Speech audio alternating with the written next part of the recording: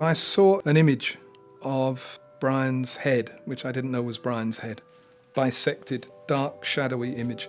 And I got quite obsessed by that picture.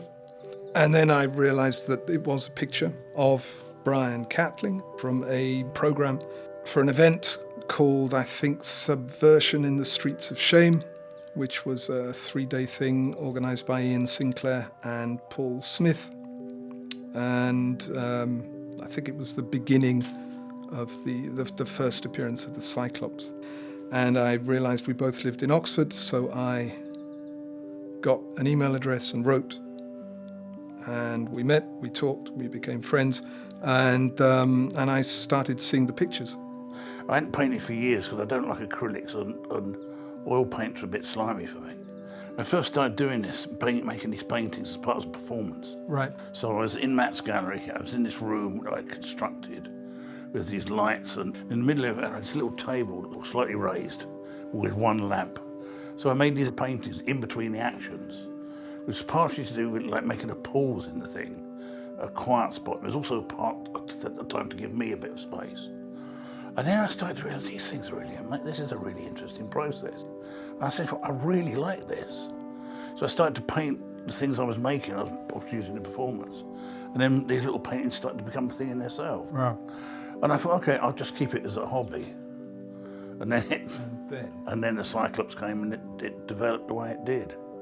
Seeing the pictures was a very, very strange magnification of the experience of seeing the head picture. And the reason it was a strange experience was that it was a feeling of absolute recognition of something I'd forgotten.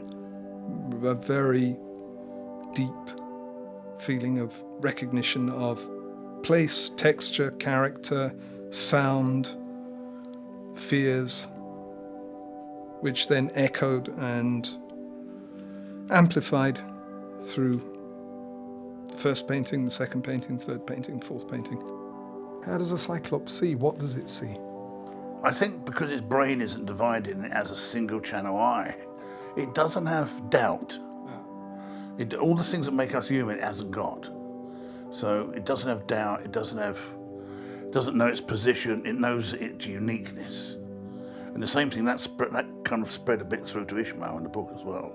So as he got older, he became more monstrous because that came out a stronger and stronger thing. The first one wanted company. I mean, it sounds whimsical and absurd, but it was not whimsical or absurd. It wanted company. So I got another one. And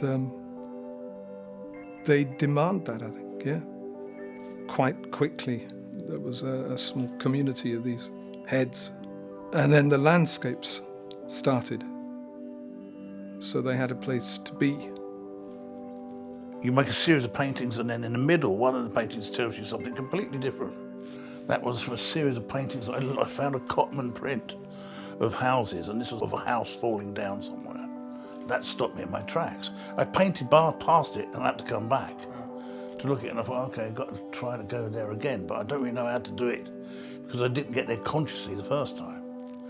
And when you go back, you're consciously aware. So I started making a series of these things. You've got one of those as well. 2. Yeah, 2. It's got all the best ones. They all have a similar effect on me. I feel this strange, dual movement, or a shimmering, or something between revelation and recognition, memory and being shown something new. And this goes across the words, the pictures, the rooms, the characters.